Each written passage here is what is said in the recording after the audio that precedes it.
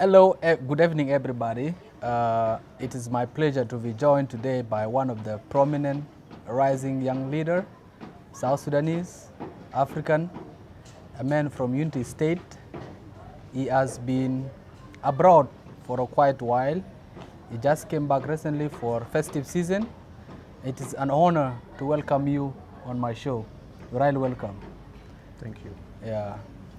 We have been working on organizing this talk show. We try to do it online, especially on Zoom or Facebook Live. But you promised me that you will come to South Sudan, Juba, to continue this conversation. If it would please, it would be kind for you to introduce yourself and the organization or the leadership or the things that you've been doing for the first few years. You're really welcome. Thank you very much, Lulo. It's a pleasure to have you and having attended your talk show for the first time. I'm so happy and grateful to have this hour with you. To our viewers, I'm called Juma Ram Guy, commonly known as Juma Gaisan on my social media page. I'm the CEO and the president of Team Truth Tellers Empire. Team Truth Tellers Empire. Yes. Is a youth-led coalition that's bring different youth of different background from Unity State. Unity State. Unity State. We are focusing on peace advocacy and youth empowerment. So I'm happy to be here with you and I'll be listening from you. Thank you. Oh, it's an honor. You know, I love, talking to you. You are a wonderful human being. You are a great guy. Out of curiosity, you say Team Truth Tellers. How did you guys come about that name, especially if you are the one who brought up the name or there was another side story? How did you come about the name Team Truth Tellers? Have we been living in a life where truth is never been a thing, or what's the history behind Team Truth Tellers? Well, first of all, before we came up with this initiative, we thought of how our day-to-day activities are going, especially in Unity State. We thought of how our civil population, mostly on the ground, are lacking information that can be meaningful to their well-being from their government mostly, as well as the external actors, especially the NGOs. So we thought of that kind of situation, that there's a gap in communication, especially in information sharing, Yes. things to do with civic education, for example. So that's how we say there's a need to communicate to our people what belongs to them and give them that awareness that there are things truly belong to them, which the actors involved, especially the government and the international organization or national organization, are not delivering. So this is the reason why we say there's a need to tell our people the truth, what truly belongs to them, and what they demand from these actors. So this is how we came up with Team Truth Tellers. So if I understand well, it's basically the Team Truth Tellers stems out of lack of communication or lack of proper information sharing between the government and the civil population. You act as the middleman. Sure. So which information are you guys actually delivering to the people, especially to the civil population, or who are the most benefactors of your Team Truth Teller or organization? Well, the most benefactor people, the people who will benefit mostly or who are already benefiting are our ordinary people of Unity State. Yeah. The vulnerable groups.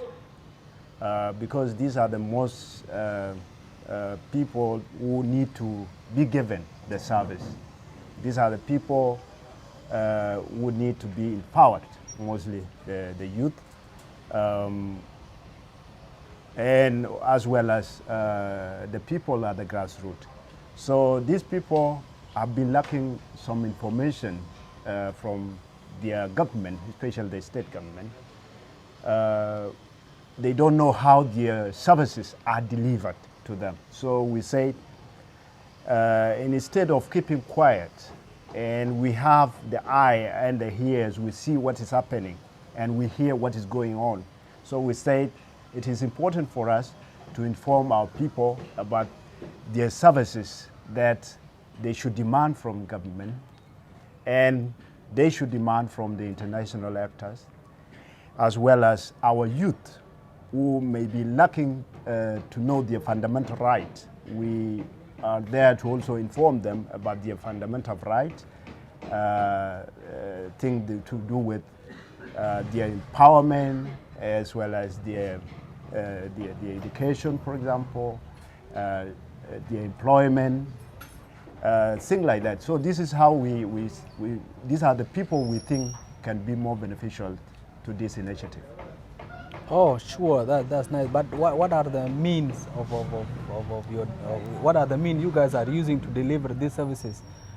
Is it training, or you guys are just blogging online, or what are the means you guys are delivering, especially this information sharing and awareness on the rights of civil population? What are the means? Well, to be clear, civic awareness. There are ways to do civics education. Yes. Seeing the inception of social media has become most powerful tools to deliver message to our people, because there are people, a good number of our youth mostly are using social media. So we use social media as one of the means to deliver the message we want to share with our people. Yeah. As well as we do mentor training as well. Mentorship. We have a group of experts who are doing online mentorship, training our youth to also know their fundamental right, especially when it comes to service delivery, and where they can demand these things. So this group of experts are actually doing their jobs mostly online. For us, we are also doing physical engagement with our youth. If I could remember very well, last year, in a month like this, we bring a different youth together in a purpose of sharing and also informing them on how they can demand what truly belongs to them from either the state government. What are the examples of the rights you are teaching them that they should demand, or the services they should demand from the government specifically? Well, to be clear, there are things truly belong to our youth, especially in terms of employment. Yeah. If you are a qualified gentleman, you have your papers. There's a column designed in the Civil Service Act, in the State Civil Service Act. There's columns that describe these kind of job opportunities for our young graduates mostly, as well as the 5% oil share that we're given to our community. It's very, everyone talking about the 5% yes, share.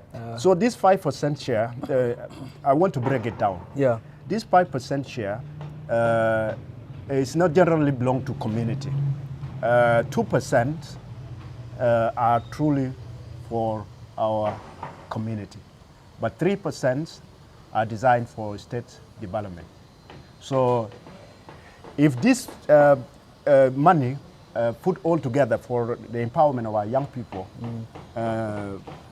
absolutely there will be less employment rate in our state. And also, if for example, the government utilize this money the way they were given by the national government, our youth will not lack any kind of gift in terms of their employment, because there are people who would there are people who are practicing a small scale business, for example. Yeah. These people can be empowered. So we are specifically telling our youth to follow, Demand jobs. to demand their jobs, And demand their rights, especially- demand their right of especially employment. yeah. And also, if one has an idea of doing business, he has a right also to Be given the to funding, give the a necessary funding, funding. a necessary funding for that opportunity. to thrive, for them to thrive, for example. Yeah. So it's not just a government employment. But does the civic education or your organization include, you know, lobbying for political positions, or you guys are purely civil rights or civil society organization? Well, if we talk of youth empowerment, there are potential youth that we would want to see also entering into the leadership Yes. of our state or at the national government, for example, if we have the necessary support from the political actors. Yes. We are also doing civic education, so that also one should follow his dream or our dream, so that he also pursue what he wants. Yes. These are some of the things we want to see happening mostly in our state. So, No, it's basically, I'm not talking about the people who benefit from your teachings, but are you guys in the board, the guys that are running the organization, do you guys aspire for a political position, or you guys are just teaching, you know, giving opportunities and, you know, training youth to know their rights and demand what belongs to them in the government? Or you guys also aspire for political position? One would say, I want to be minister, I want to be this, that, MP, and stuff like that. well, I think if I get you right, you know, entering politics is an individual choice. Yeah. For example, if for example I want to But does your organization as TTE barred you from joining politics? Because if I understand, your organization is not a political party; it is a civil organization. Civil organization. Yeah. That is non-partisan, Yeah. supposedly. That is non-political, supposedly. But do you guys, as let's say, as the executive chair, I think, or other members from your executive board, do you guys actually actively involved in politics, or you don't? Well, I think, Lulo, our organization has a policy. Yes. Our policy did not examine our staff members to join politics. Yeah. If one feel like to aspire for political force based on their capability. Must he resign first, or he can go pursue that career, political career, but still member or executive in the board of... We have members who are already in a political arena, who are playing politics. So basically, you take it all the way. You don't care whether you like politics or not. All you do is, if you are a member, you are a member. You can look for political position, but it's still a civic or civil society organization. What I want to see most, and also the team members want to see from such individuals who are entering politics, Yes. is to also carry a will of the people with them. This is the most important thing. So you are going there to represent people. Yes. And if you represent people, you must deliver. So, on your mandate. So on our standing point as TTT, we want to see you succeeding and maintaining peace in delivering the services while maintaining peace. So, and we have sub-articles in our constitution which say our members are allowed to exercise their parliamentary right freely without fear or favor. They can do what they want to do, whether politics or privately, as long as they maintain peace and they deliver on their mandate to the most wanted to the people. yeah, sure. So this is what we want to see happening. So we don't examine. Before we go on to discuss on the current affairs of our state and South Sudan, I want to know how can you measure the success of the TTT Triple T. Yeah, empire. Because there's empire in the name. I want to know what is the meaning of the empire behind the name. But what are the success story already that you have collected, or how can you measure the success of the organization so far? Well, I think since we established on 20th of March 2023, nearly a year and a half ago, Yes. We have so far transformed about 100 plus youth, Yes. not only in Unity State but also across South Sudan.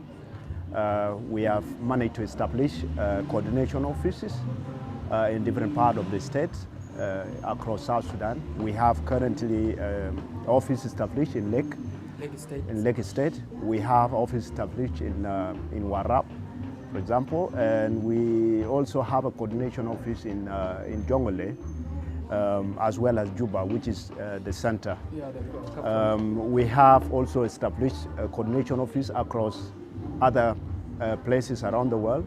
We have coordination office in Egypt. We have in Nairobi. We have also in Kampala. We are currently supporting a schools in Nigeria. Supporting, really? yes. So basically, the organization has evolved from focusing on Unity State to now a global. It's a global. empire. It's a global initiative, and as a CEO, I'm happy to see it's growing because there are people who are already involved in supporting the initiative. Yeah. And those who buy our idea, especially from this region I mentioned, are actually doing their best to empower their fellow community members.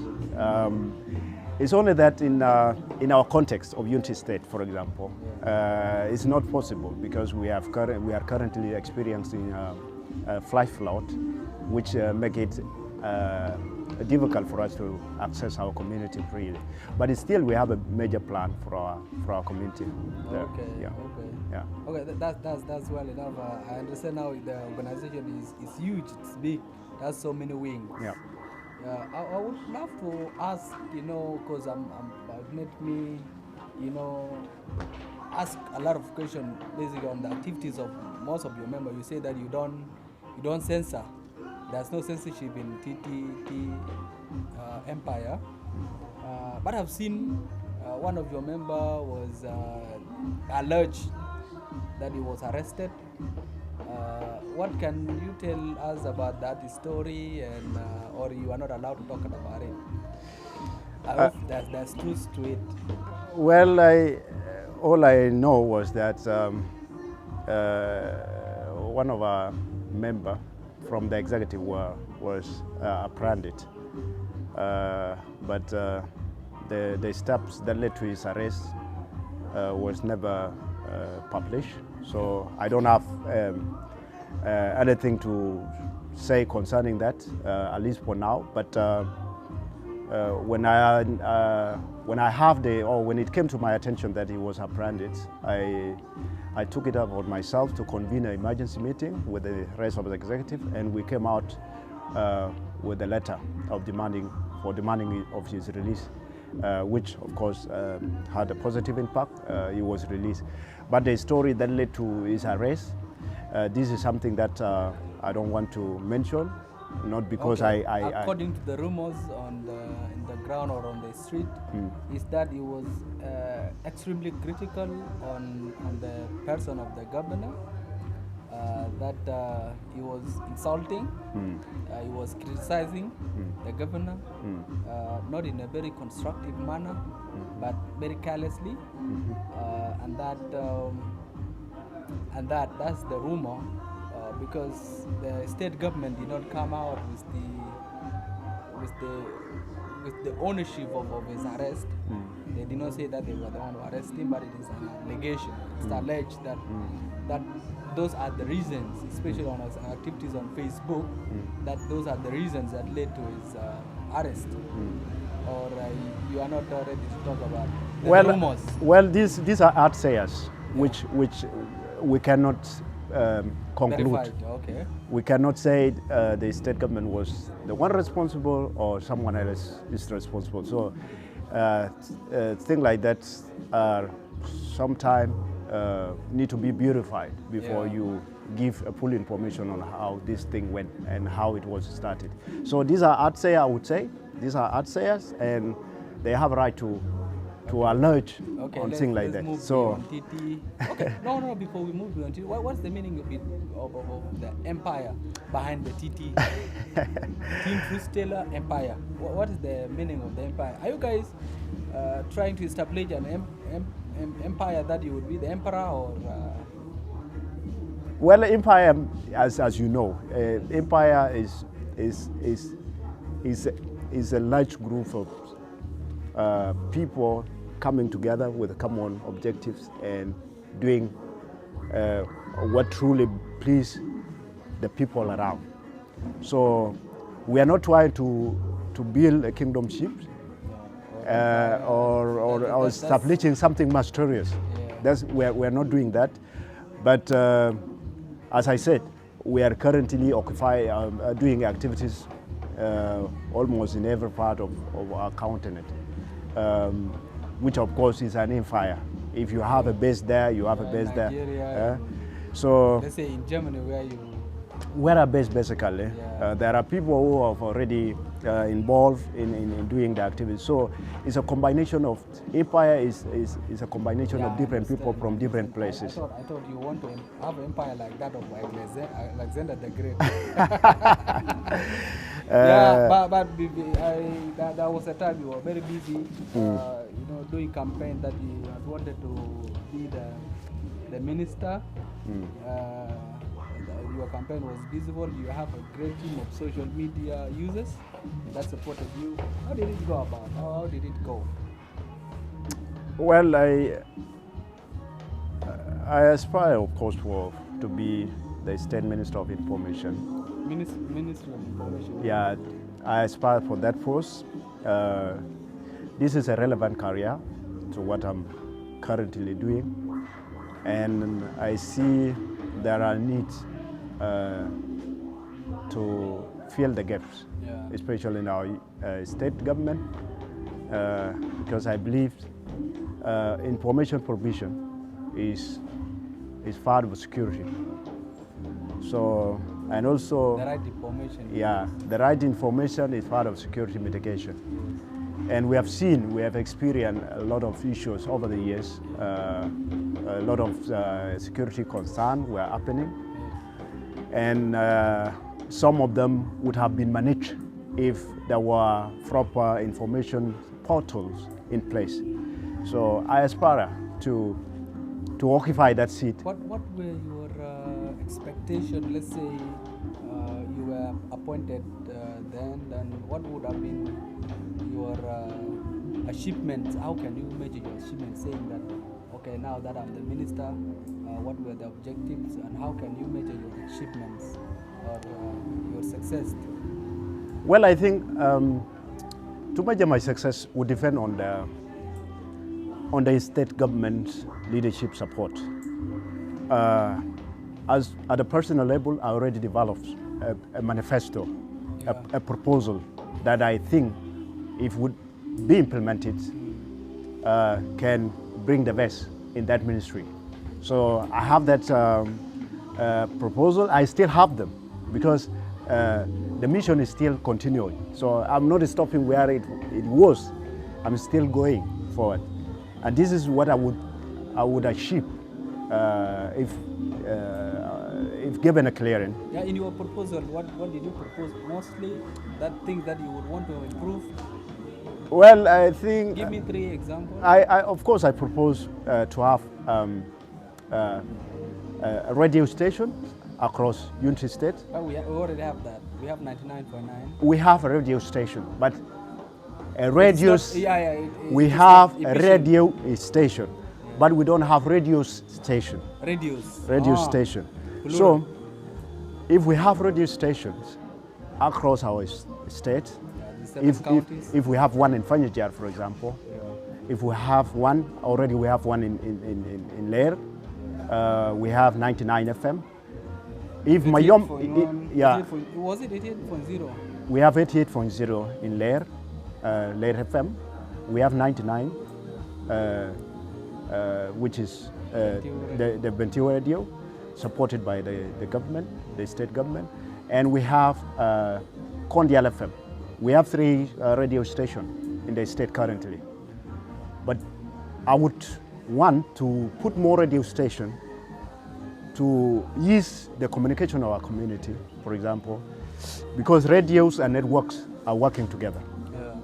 I would establish a radio station in Payijar. We should put one radio station there so that, because information sharing, as I said earlier, is part of security mitigation. For example, if we have radio station, if cows, for example, are stolen, if cattle raiders come, the community there would inform the government through radio that we have this incident up in 1, 2, 3. And then the government, the state government can act easily. So these are some of the things I would want to put in place through funding from international actors, because we already have networking and this thing can be funded. That was one of my objective. The second objective was to provide a public information portal for our community so that they know what is in there for them from their government. I would want to put a public information portal for almost in every county. What does that mean? Well, these are public information portal, things to do with suggestion box, printings, putting in place newspapers, magazine, for example, that would give out information almost every day on the activities of the government, of the state. These are the thing we call public information portal. Because here, for example, we are here in Juba, you would buy a newspaper. So we want to put these newspapers companies in Unity State so that they can provide our community with the information so that our people know what is happening today in their government. Instead of transporting information from Juba to Bentiu through a plane or what. Sometimes the plane will delay and this. So people will not know what is happening countrywide, for example. But the things you are suggesting, like for instance the radio and this suggestions which I really love, or the newspaper, radio and newspaper, they are kind of like now, you know, going out. There's a new medium for communication, especially things are moving very fast to digital and online. Online, let's say, especially social media is the fastest way to share information right now. Social media, especially on Facebook, especially South Sudanese are concentrated on Facebook. Wouldn't be better for you, let's say, work with the telecommunications to have as many networks connected in each state, than working with the radio, which not most of the people actually listen to? Well, I think even in first world, I've been to Germany, and even in Germany, the most developed country, one of the most developed country in the world, they are currently using radio. They are using newspapers. Yeah, they are also using radio. There's what we call SMS. Yes. Short message service. So these MSS, these are the information would be provided by the radio, for example. Because if, for example, there is an incident happened, they will post it. Yes, they will send it to. They will send it to different numbers and all this. These are part of information. But we would also want to see if Lulo is a writer, for example. Your writing, you can post it in your social media Facebook page. Some people can read it there. But there are people within us, because we are under development. Yes. There are people who are heavily defending on newspapers, would want to also see your articles in the newspaper so that they go and analyze it. These are things we cannot take out, and we cannot separate them with the information material. Yes. The newspaper can never be separated, the radio can never be separated with the network, and the network can never be separated with the newspaper. What was the third objective?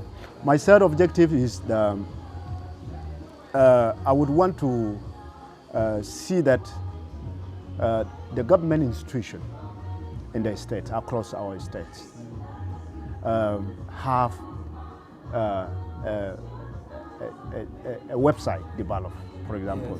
Yes.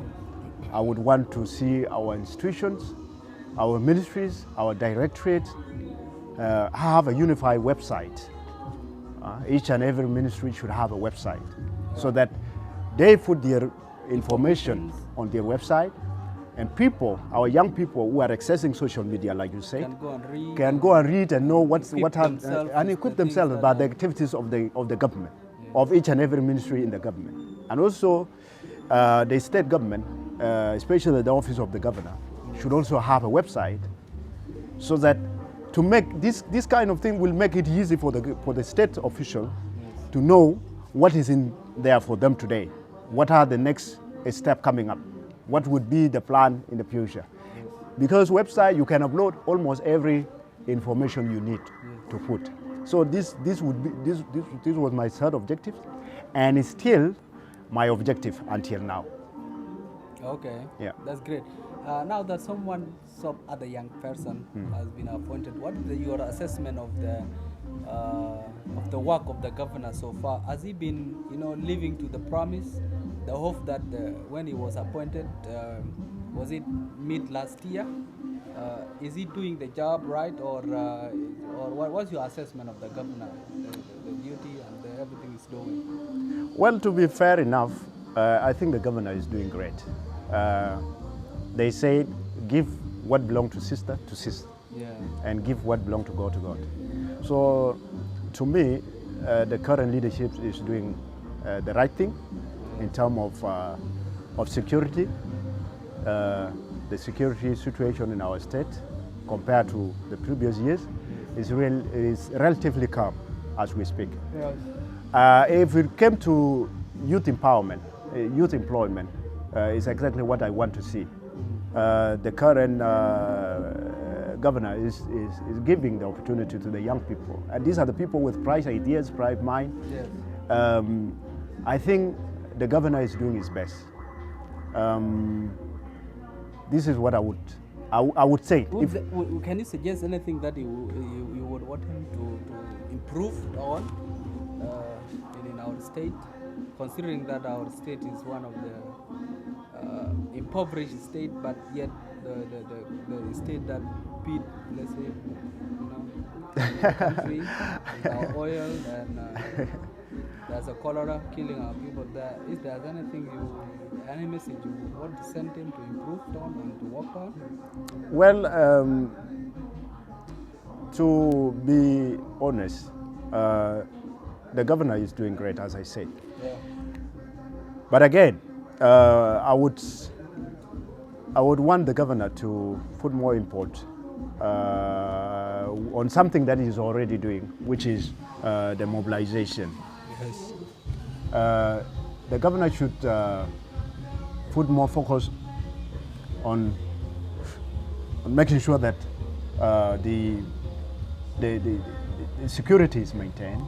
Yeah, you say that the security. Yeah, the security is okay. Yeah, you have to make sure that the security is maintained, as well as his developmental agendas that he has been advocating for should also continue. Yeah. So these are things that I would want the governor to do, so that our state is prosper and is developed. Yeah. Yeah. Otherwise, It was good talking to you, and unfortunately our equipments are not working the way I wanted. Okay. But it is a great conversation. Thank you. We'll do the one some more. All right. Yeah, thank you. There's no controversy so far. If there's one, then let's see what